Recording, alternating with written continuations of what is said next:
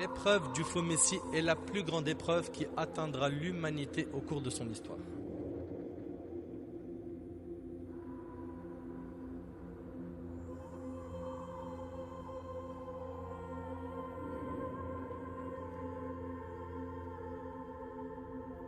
Entre la création de Adam et le jour où l'heure arrivera, il n'y a pas une créature dont l'épreuve est plus redoutable que celle du faux Messie. Allah Akbar.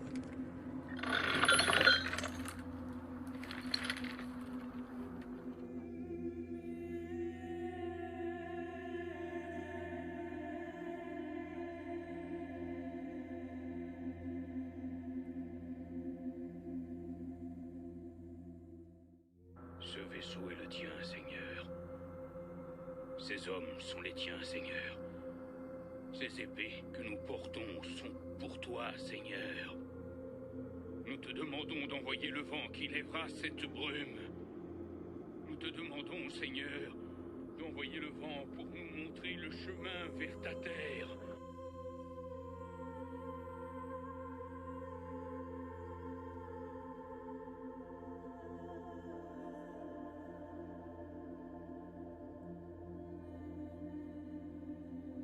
Tamim ad-Dari était dans une barque avec des gens autour de lui.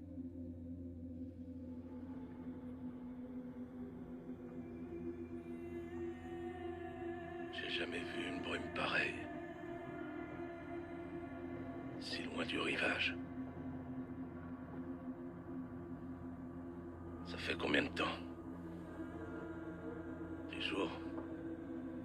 Peut-être que c'est une malédiction. C'est pas une malédiction. C'est de la brume. Et rien d'autre.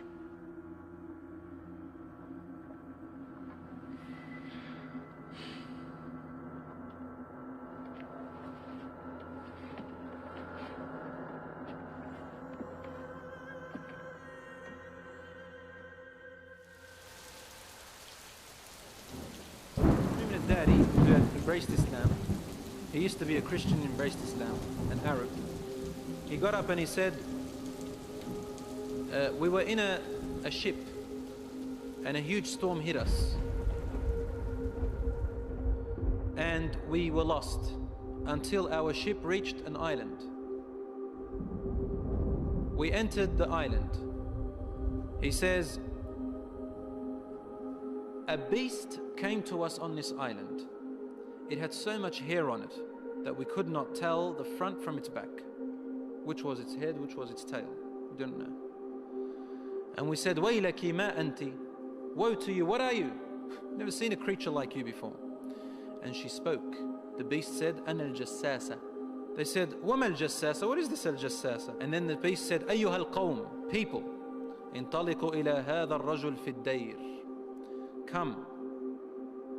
Come to this man who is waiting for you in a dayr. A dayr was known in those days as being like a place where people used to worship. And he said, there is a man who is waiting for your news anxiously. They said, we ran away from the beast immediately thinking it was a jinn. We entered this hut that was set for worship. And suddenly we saw in front of us a person, a man who was the biggest in build that we have yet to have seen. His arms were wrapped to his neck with chains, like this. And his head and arms were also chained together to his knees, to his legs, like this. So he can just look up, and he's chained up really well, couldn't move. We said, what are you? And he said, you are able to hurt me because I'm chained up. So it's my right to ask, who are you first? They said, very well.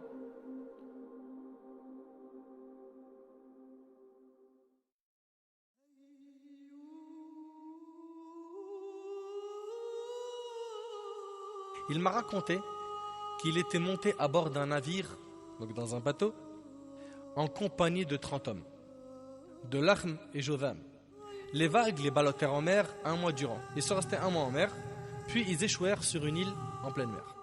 Ils restèrent dans le navire jusqu'au coucher du soleil, puis s'installèrent sur les barques du navire et débarquèrent sur l'île. Ils sont descendus après du bateau pour rester sur l'île. Vint alors à leur rencontre une bête tellement velue qu'on ne distinguait même pas la partie avant de son corps de sa partie arrière. Il y avait tellement de poils dans cette bête qu'on ne savait pas en fait où était la partie avant de la bête de sa partie arrière. Ils s'écrièrent « Malheur à toi! Qui es-tu donc ?» Et elle de répondre « Je suis l'espionne. » Une bête qui parle. Écoutez, le hadith il est rapporté par Muslim. Ils reprirent. Et qu'est-ce que l'espionne? Elle dit aux gens: allez donc trouver cet homme dans ce cloître, car il est impatient d'avoir de vos nouvelles. Lorsqu'elle nous désigna l'homme, dit-il, nous craignîmes qu'elle ne soit une diablesse. Ils ont eu peur que ce soit une diablesse. Alors nous partîmes à la hâte. Ils se sont précipités jusqu'à entrer dans le cloître, et voilà qu'on y trouva la personne la plus incroyable que l'on ait vue et la plus fortement enchaînée. Ils ont vu une personne incroyable dans cette île qui était enchaînée. D'accord? Elle était impressionnante par son corps. Les mains attachées au cou et des fers entravant ses genoux jusqu'aux chevilles. Nous lui demandâmes: malheur à toi, qui es-tu? Et là, cette personne enchaînée va dire: dites-moi donc, qui êtes-vous? Ils dirent: nous sommes des Arabes. Nous avons pris la mer quand elle était déchaînée et les vagues nous ont ballottés pendant 1 mois avant de nous échouer sur ton île. Nous nous installâmes sur les barques de notre navire, puis nous débarquâmes sur l'île. Nous rencontrâmes une bête tellement velue qu'on ne distinguait même pas sa partie avant de sa partie arrière. Nous lui demandâmes: malheur à toi, qui es-tu donc? Et elle de répondre: je suis l'espionne. Nous demandâmes: et qu'est-ce donc que l'espionne? Elle nous dit: allez trouver cet homme dans le cloître, car il est impatient d'avoir de vos nouvelles. Nous partîmes donc précipitamment à ta rencontre et prîmes peur d'elle. On ne pouvait être sûr qu'il ne s'agissait pas d'une diablesse. Et là, il dit: informez-moi au sujet de la palmeraie de Baysan. Des questions très très précises. Et Baysan, c'est une ville connue de Palestine au sud du fleuve Jalout.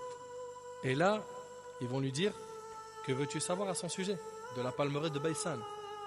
Je vous questionne au sujet de ces palmeraies. Sont-ils encore productifs? Oui, dirent-ils. Et là, cet homme de dire: bientôt, ils ne donneront plus de fruits. Il leur dit: bientôt, ils ne donneront plus de fruits. Informez-moi au sujet du lac de Tibériade, dit l'homme enchaîné. C'est un lac d'eau douce en Palestine. Que veux-tu donc savoir à son sujet? A-t-il encore de l'eau? Oui, ses eaux sont abondantes. Bientôt, ces eaux disparaîtront. Informez-moi au sujet du puits de Zorar. C'est une ville située au bord de la mer Morte, au sud-est. Que veux-tu savoir à son sujet?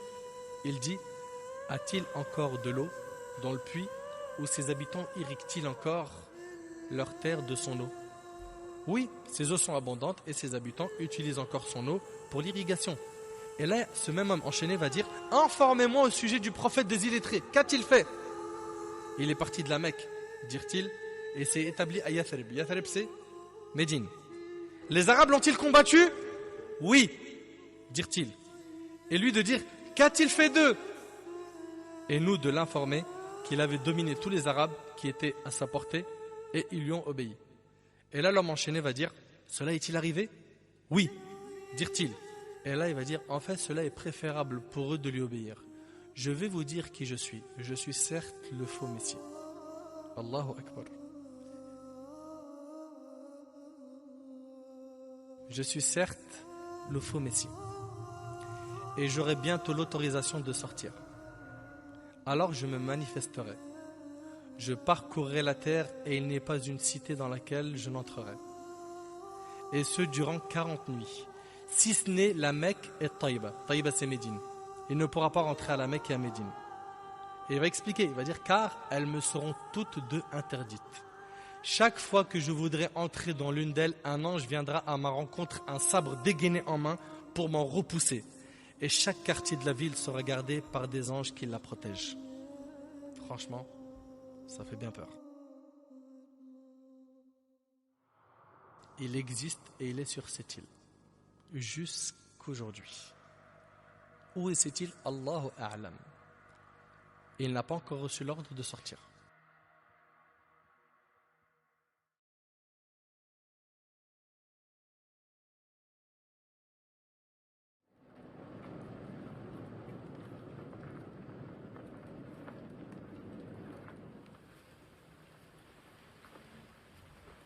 Il a un nom.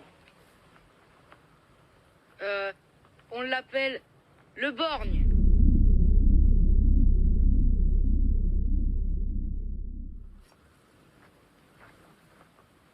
Il te fallait bien un nom. Et comme t'es borgne,